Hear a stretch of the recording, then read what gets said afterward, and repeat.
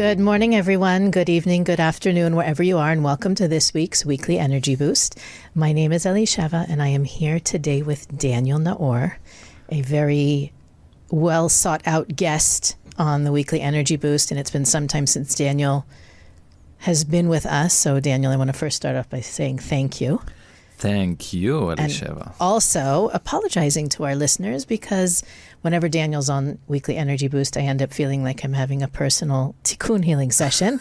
And I apologize if you have to hear anything that's superfluous or doesn't resonate with you because it's all about me. What happened when you were 8? Yeah, let's talk about that. So we are talking today about climbing the ladder of consciousness. And that could actually be the title of Weekly Energy Boost podcast, because instead of calling it Weekly Energy Boost, we could call it Climbing the Ladder of Consciousness, because every week we're really talking about how this week's energy and this month's energy combine together to support us to go to our next level. And the Weekly Energy Boost every week is about sharing the wisdom and the tools that we learn from the teachings of Kabbalah to help you navigate the coming 7 days and look out for the potential challenges and take advantage of the potential opportunities.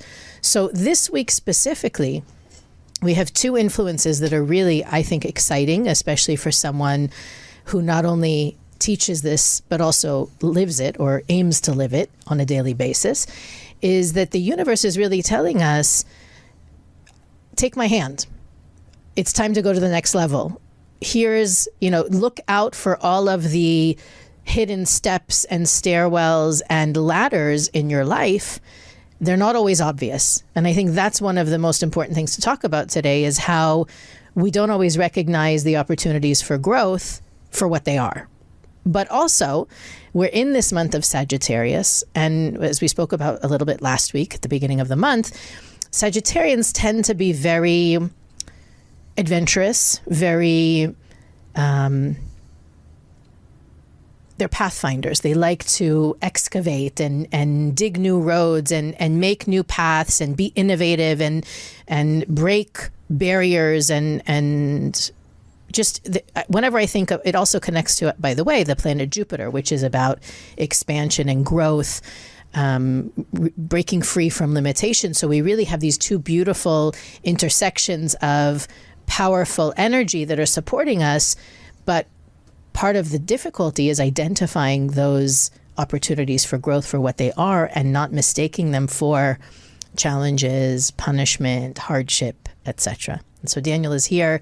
Obviously, this actually, I think you might be in every November episode. Like every November in the last 4 or 5 years, you've come and joined us. I know our first episode, if you go back to episode number 1 of Weekly Energy Boost, you are on it. And we are talking about, it's right before the holidays, and we are talking about very similar things. There's something special about it. I can't plan this. It's only the universe.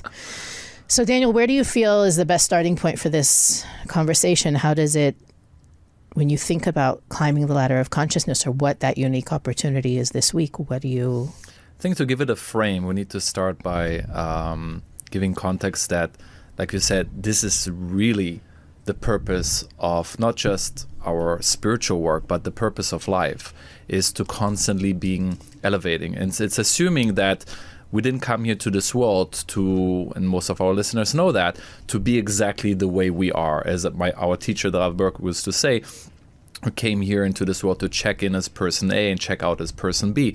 That people even look at you and say like, wow, who? And it should be really an ongoing process of monthly, yearly, where people look at you and say like, wow, I can't recognize you, right? You've changed so much, you've evolved so much that I can't recognize you. That should be really the natural state, right?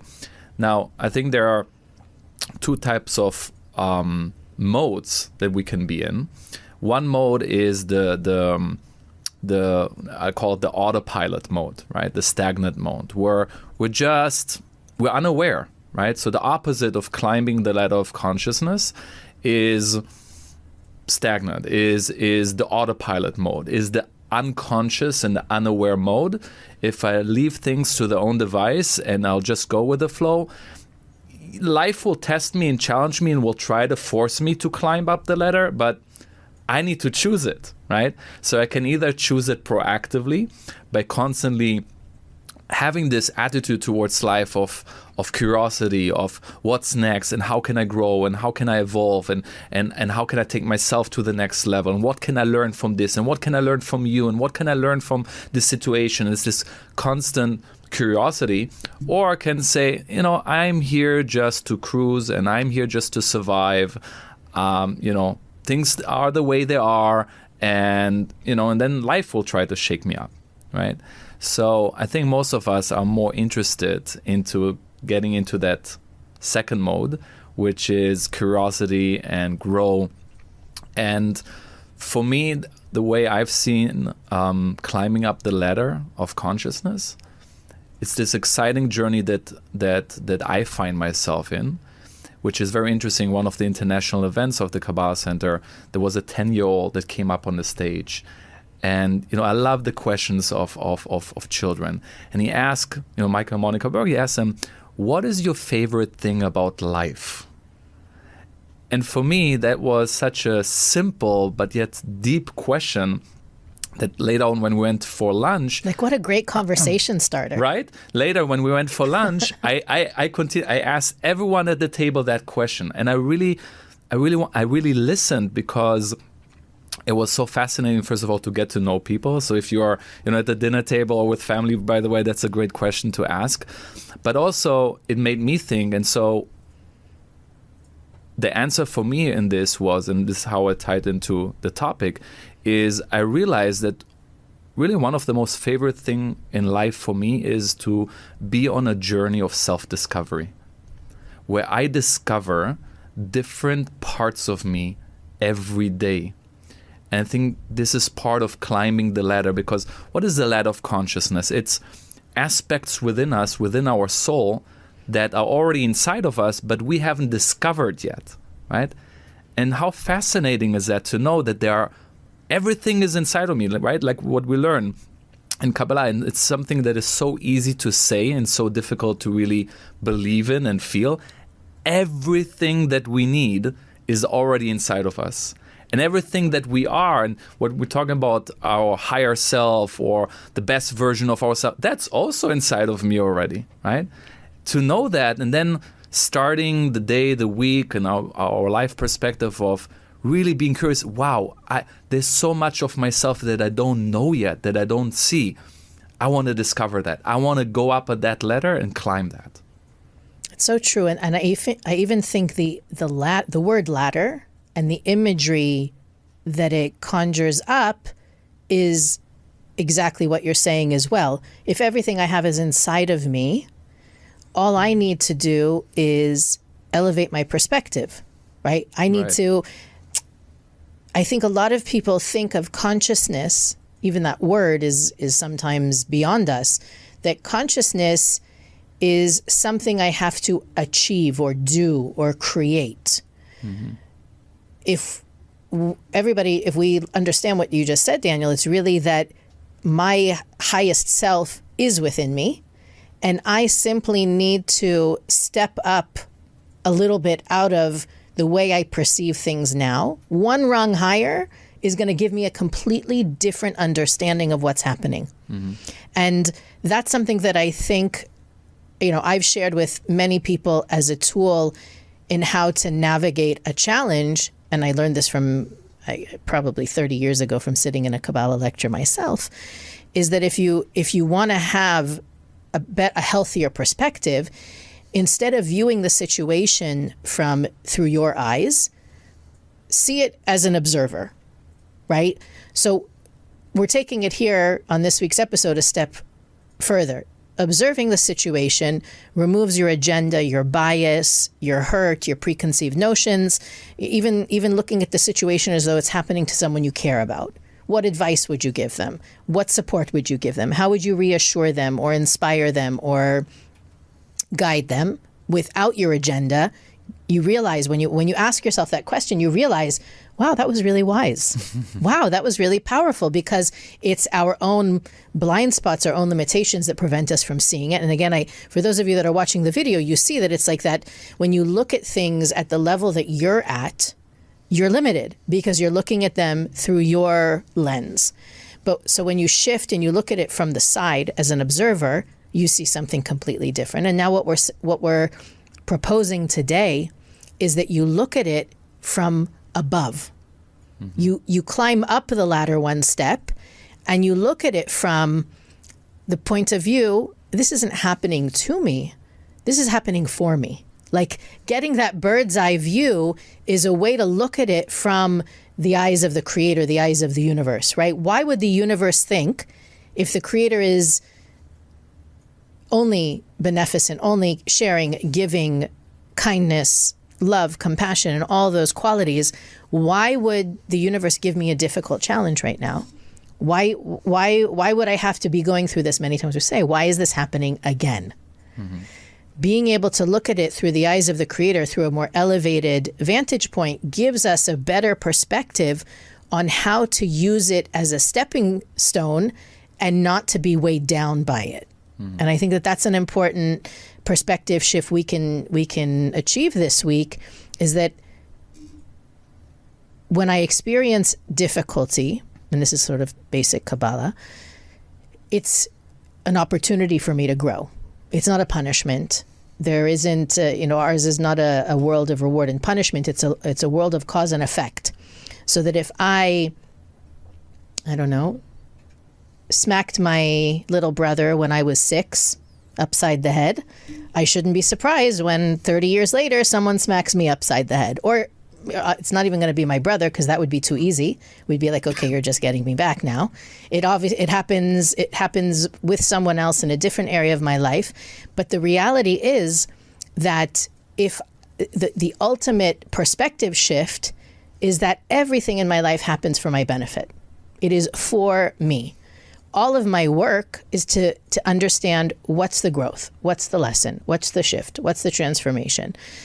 That's something that you hear every week on Weekly Energy Boost. But this week specifically, the universe is really saying, look for the ladders, look for the ways that you can elevate your consciousness that maybe you haven't even realized before are those opportunities. Yeah. Do we want to talk about some practical points and how? No, let's keep it theoretical and let everybody figure it out. Our smart listeners, they'll figure it out. Because I'm thinking, okay, someone hears that. Okay, I know everything happens for a reason, and it's happening for me, not a punishment. What are some helpful tools that help us step into a different perspective, right? Because we all have this, one time or the other, this narrow view, and we all come with our baggage, and we have our history and things that happen to us, and pre-perceived notion, perception, and beliefs. What are some practical things that I can do or think or ask that really almost immediately perhaps can give me a shift of perspective? Right? Because if everything we have is consciousness, and consciousness creates our reality, then it's really all about my point of view, my perspective of things, right? So you can think about that. Give me a minute. I'm sure you have one. You go first. Well, I'm thinking as well as we go along, but one of the most powerful tools for me has been asking questions, asking really good questions. And I think it's also a matter of surrounding myself with the right people, and sometimes pushing myself to surround myself with different people. Because it is a saying, right? You become who you surround yourself with. So if you always hang out with the same type of group of people, or even read the same type of books, like you go with one stream and you don't get out of the box, your perspective most likely will stay the same. And I think part of it is to really challenge us to expand our like, again, curiosity, our view, our perspective on how does that person look at it, right? What does this person think about that? And I think if we're open enough, like hold ourselves open, I think openness is a really important point, because if we're not open, we will stay stuck in the same perspective, right? When we're open and curious and ask questions, whether asking other people or asking ourselves, then we become open to a shift in perspective, right? And it always happens to me. And I always tell myself, I should do this more often.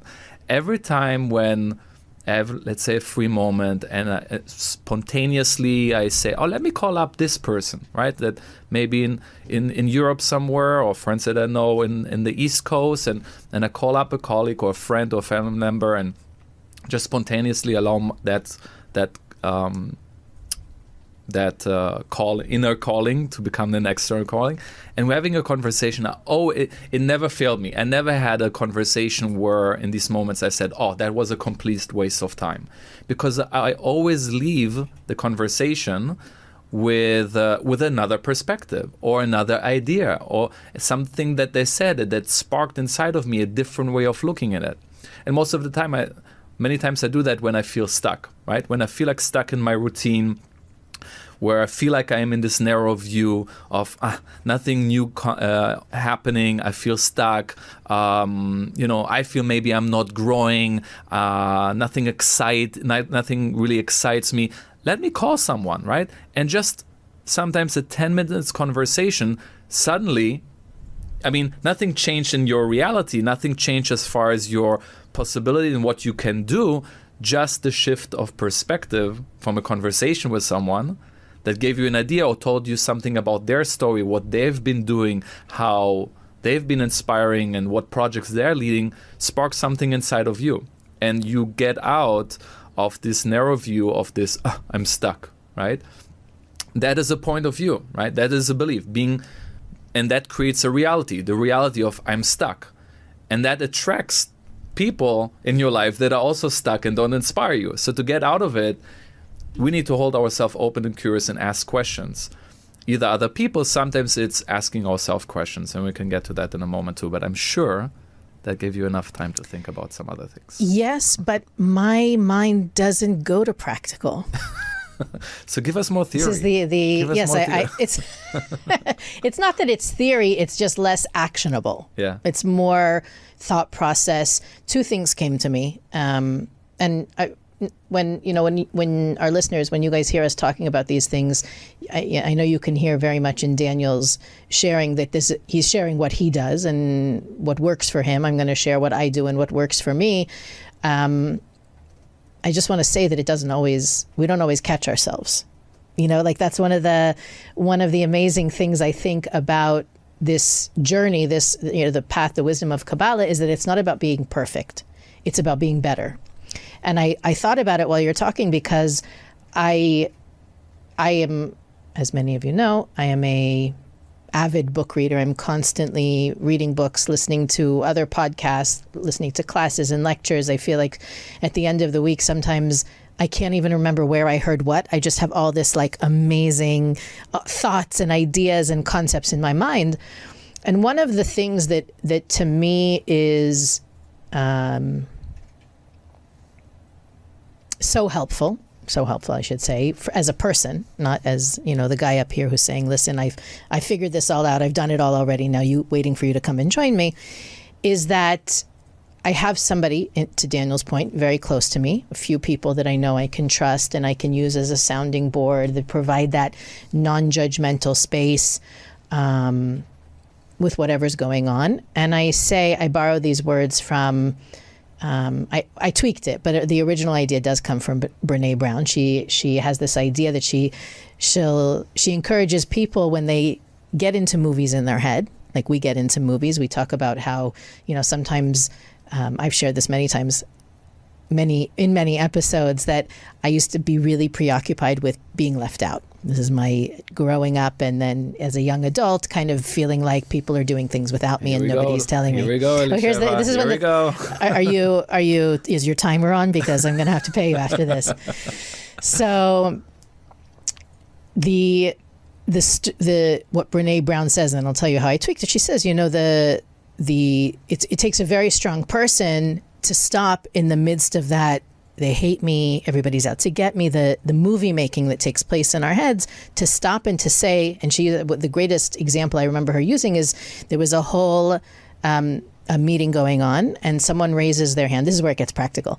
Someone raises their hand to share an idea, and another person was like, no, back to the original point.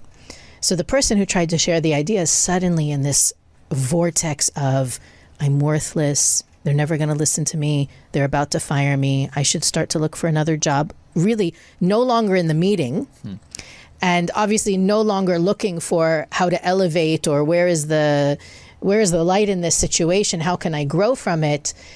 And in that moment she says, wait a second, stop. And she raises her hand again and she says, the story I'm making up right now is that I spoke up and you guys threw out what I said, and I just want to circle back and make sure that if this is a valid idea, we table it for another meeting or da-da-da. And the CEO or the manager, whoever was in charge of the meeting, was like, absolutely, I wrote it down, and as soon as we're finished putting out this fire, we are going to work on that idea. But the ability to stop the movie making, she says, the word she uses is story. I use the word movie. The movie I'm making, like I am a Hollywood producer when it comes to these movies. The movie that I'm making is everybody's out having a great time without me, and nobody loves me, and nobody's going to tell me. So instead of telling me how much they hate me, they just don't tell me anything. They exclude me, right? So I think part of that elevating, right, using the different challenges that we experience as opportunities to grow, means being able to be in that state of observation and recognize when I'm slipping. Movie making is definitely a form of slipping down the ladder, right? Like the rungs fall through and you just go boom, boom, boom, boom, boom. Being able to also have somebody in your life to reflect that on. So you could be in a meeting with your, the whole team that you work with and be able to say, okay, the movie I'm making up right now is that you all hate me and are just waiting to get rid of me, or whatever the story you tell yourself is. Or also to be able to say, and it's so funny because I shared this with my husband. I actually think we were coming home from an episode filming a couple months ago, and I was telling him I started working on something and I'm so excited about it, and I'm just waiting for it to be rejected. And he said to me, do you hear yourself? I wish for everybody to have a person who you feel comfortable hearing that from. Do you hear what?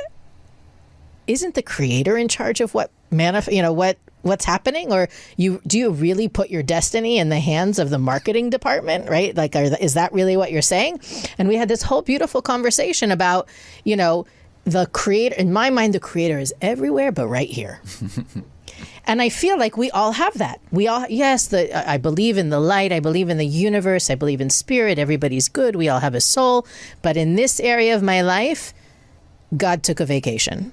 Or it's so out of control, God's ignoring it. And I think that this obviously deserves unpacking in another episode entirely, but we have to understand that it's our job to look for the light. Like, that's the perspective, I think, for the not practical perspective I like to share with everybody, is that it's really in the times where we struggle, that the ladder is being extended to us. That we don't grow when things are going our way and everything's coming up roses and we feel great and connected and right place at the right time and feeling so good about ourselves. We grow in those moments of struggle when we manage to overcome, transcend, learn a lesson, do something differently, go against our nature. That's where the growth is. Growth isn't handed to us on a silver platter because we asked for it. It's important to ask for it, but we also need to know that it usually comes to us in the form of a struggle. And if we grow, if we elevate to the next level on the ladder, it's determined by how we respond to the challenge. And going back to what you said in the beginning, by reacting, we're not growing. We're staying stuck in that default mode of firefighting, basically. Yeah. What came to me when you start talking about this is that there are certain elements of the lower rungs of the ladder, and there are certain elements or qualities on the higher rungs of the ladder. And to your point, I think it's impossible to reach the higher rungs or being connected to them without delving into the lower rungs of the ladder, right? So you can feel free to jump in or fill in the blanks what you feel is associated with the lower rungs of the ladder. I think to your point, one of the things that you said, I think, is related to victim consciousness, right? Because the different levels of consciousness, right? So victim consciousness is definitely one of the most dominant lower rung of the ladder consciousness, right? That life is happening to me and not for me, right? And this just, I'm putting them out there so we can identify more clearly, okay, where am I at? Without judging ourselves, which is very important, because regardless of where I am, and I can say to myself, within one day, I can be all the way down and all the way up and back down again, right? And if we look at the process of climbing up the ladder of consciousness more as a ever-evolving fluid process and not like judging ourselves for me being right now in the lower rung, that has a purpose right now. And I think this is so important, that the only way to climb up the ladder is to fully be present and acknowledge on which rung am I in right now.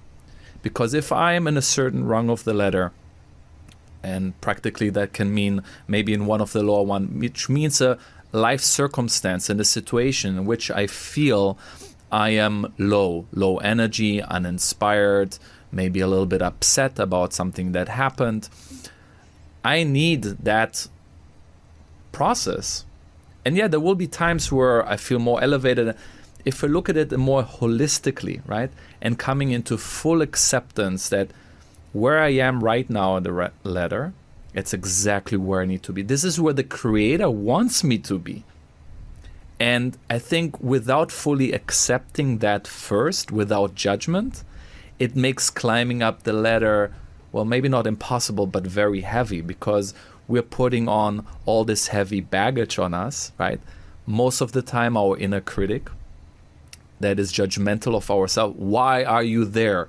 You're a spiritual person. You should be higher by now. You should be more and then start to compare with all the people around you, and they're doing so much better. And you know how much weight? It's like trying to climb up a mountain with like 250 pounds on you, right?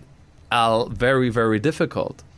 Actually, that is even a more important point that I wanted to say, where I wanted to go with it, right? Like we can talk a little bit more about that.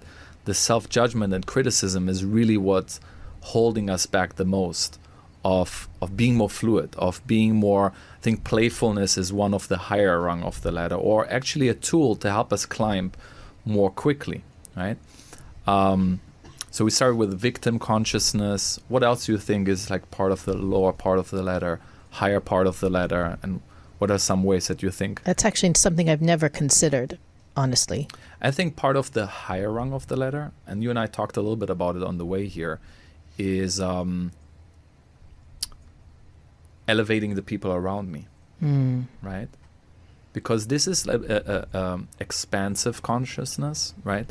That's thinking more big. Part of our spiritual growth of climbing up the ladder, one of the ways that we can identify actually that we're growing spiritually is how much more are we thinking of, how much more of a positive influence do I have just by being present on the people around me, right? Am I elevating the people around me?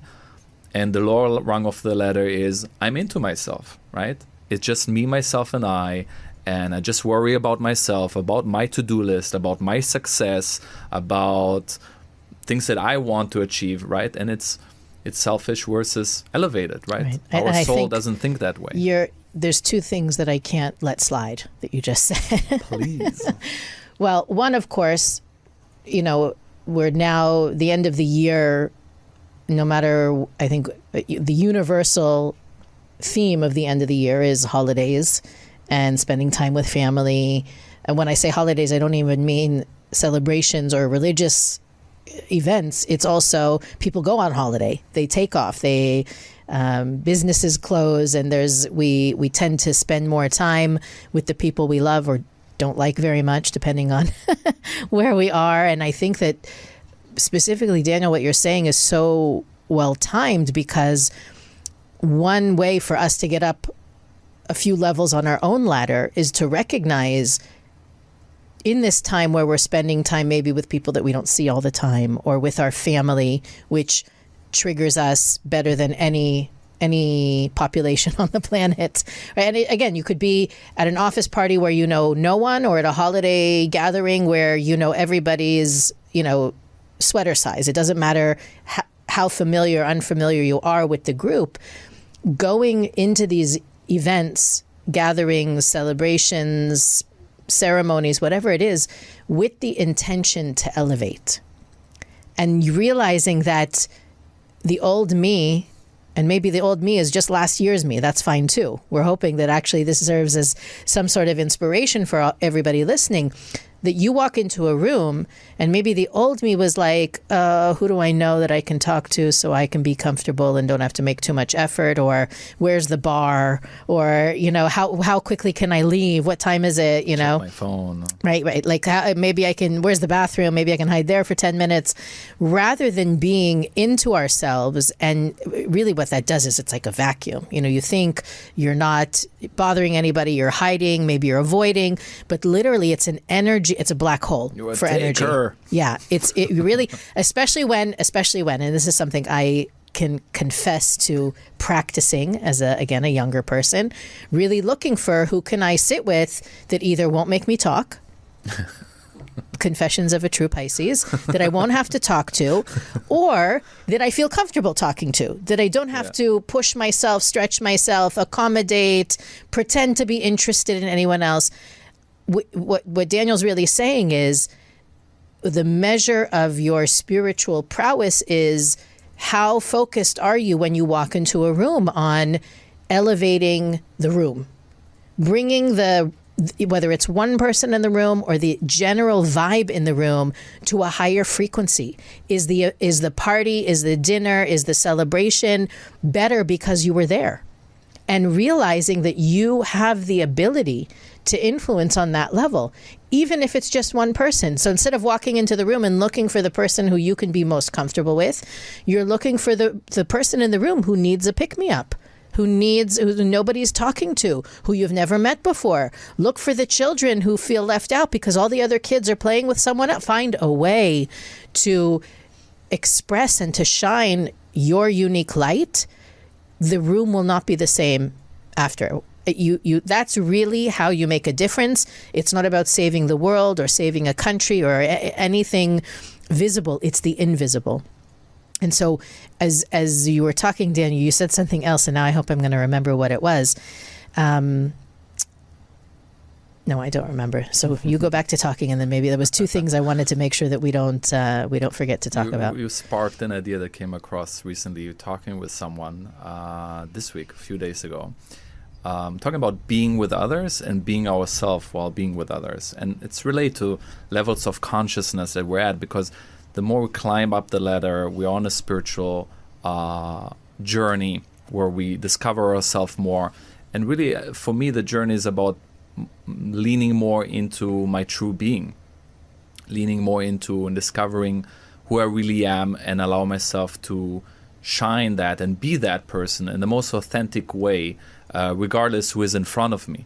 So I heard this very interesting definition of freedom, which is also an ultimate level of consciousness, right? Is to achieve that real inner freedom. Because oftentimes when people talk about freedom, or the definition they have of freedom is, well, I can do whatever I want. I'm financially independent. I can travel. Nobody can tell me anything. Whereby I think there's a deeper definition of freedom that I heard from this individual. And he said, freedom is being oneself at home with the other.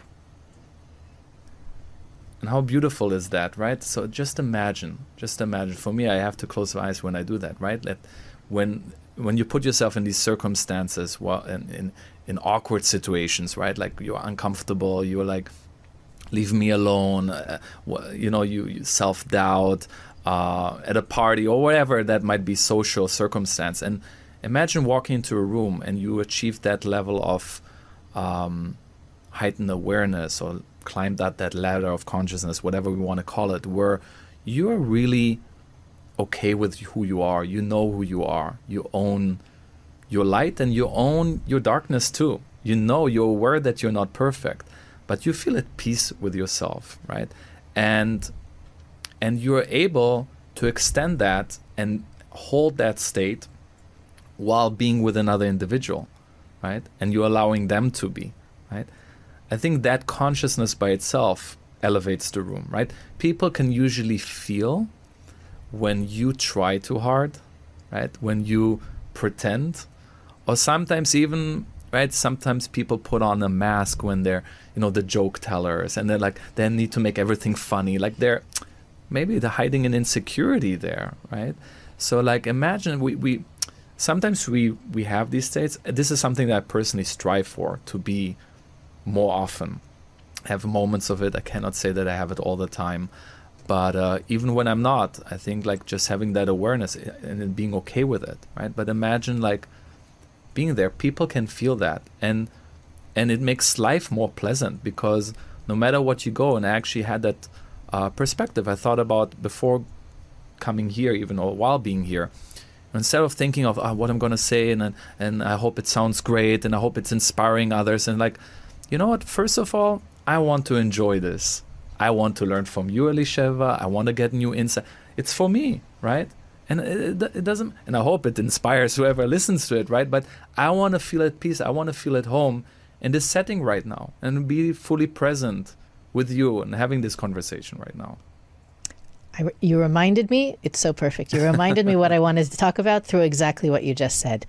So I'm always trying, when I try to listen to what the other person says every time we record an episode, try and listen through the listener's ears. Because I know, and I relate to what you're saying on my level, as everybody can hear, but I also want to pretend maybe I started listening to the podcast 3 weeks ago and I'm hearing what you're hearing, and how can I be different? How can I show up at my family's house next week and be who I am? They don't know who I am, right? Like thinking in terms of what you said earlier that I wanted to talk about is that playfulness, right? That's one of the measures of spiritual growth, is that you can be light about things, not in a ignorant way or not in a form of denial, but really to not take ourselves so seriously. And so as I'm listening and I'm thinking, my gosh, you said it so easily, but for some people it's the hardest thing in the world to drop the mask, to be genuine, to be authentic, to not worry what other people are thinking about us. What's the first thing you think of? What is one, or I'll give you three just in case you don't get on the first try. When you think of Sagittarius, top three characteristics and what signature qualities? Carefree, adventurous. I'm trying to give it to you through ESP. You're on the right track, but it was just 2 words I'm looking for. 2 words? Carefree, adventurous. Excited, but I'm no risk taker. Oh yes, adventurous. Yeah, that's what I'm saying. But I am risk averse. I am one of those people that's like, measuring, calculating, and then my true greatness emerges when I put the calculations aside and I step into the realm of risk without the judgment or worry. Sagittarians are the greatest risk takers, and I really encourage us all this month to take these ideas, specifically, again, the November, December, the times where we so unstructured for a lot of people. So it makes people nervous, I think, just because of the lack of structure and predictability and, being around people that you're not around all the time. What do you have to lose? Be you. Be playful. Be curious. So, you're already worried that somebody's going to reject you or be annoyed with you or upset with you. What do you have to lose? And to go through your struggles or your challenges, your worries, your fears, to face them with that attitude of, what do I really have to lose? And to shed the calculations and to shed the fears and the worries. It's like, I'm so excited. If 10% of our listeners will do that, how much more, not only, of course, I would say light in the world and, growth and all, you'll be so much happier. You'll be so much more content, so much more fulfilled, because when you're pretending, you're not happy. You're not connected to your light. You're connected to, what does everybody else's light want? Let me see if I can morph into what you need right now. Might be a great opportunity, before family gatherings and everything, to take up and to remember our inner child, right? And what was it like?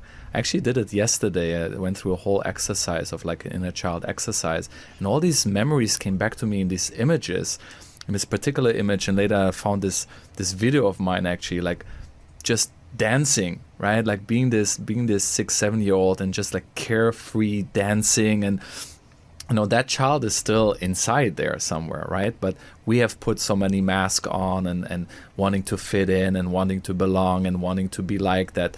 So I think also going back to practical, if we can just like hone into that, finding that inner child somewhere, it will be easier to put down the mask because we know we have something else that we can go to, right? That is inside of us. Absolutely. It can be a very daunting time, but hopefully if you took in what we were talking about today, it's also a very exciting time, very for all you thrill seekers. I'm sure that you're very excited, but especially for those of you who like the structure, predictability, comfort, distance from everyone, you're going to use this coming week. And the truth is, it's really, I think, the next 3 weeks especially. So you have the opportunity to absorb that Sagittarius energy, but this is something. What we talked about today can literally be used any day, anytime, in any scenario. Daniel, thank you for being with us. Thank you. We wasn't so bad after all. Right? Well, we didn't go into the deepest secrets today. Give me a chance. We want to make sure that our listeners know also that there is a special listener discount for sessions with Daniel and everyone, all of our colleagues who do Tikkun healing. We've talked about that in other episodes, but you can go to weeklyenergyboost.com to read about those sessions. That's where you get to work one-on-one with trained Kabbalah instructors who know how to help get to the root of a lot of the things that hold us back, the broken belief systems, the emotional wounds from childhood, and lots of other lovely little nooks and crannies that a lot of us hide from. We've talked about it whenever Daniel's been on the podcast before, and it's definitely, I know our listeners are waiting for the opportunity to take advantage. So please go to weeklyenergyboost.com and read all about it, and you can sign up with the coupon code there. You can also find Weekly Energy Boost on all podcast platforms, YouTube, Facebook, and Instagram. Our website not only has information about Daniel, but about all of our guests and all of the interesting things that we think we want our listeners to know about. You can also click the donate button and support our podcast, as well as share this episode. Imagine if you shared it with your whole family and your whole family was just intent on elevating one another throughout the holidays. How beautiful that would be. Share, like, rate, and review wherever you're listening. And we'll see you next week on the Weekly Energy Boost.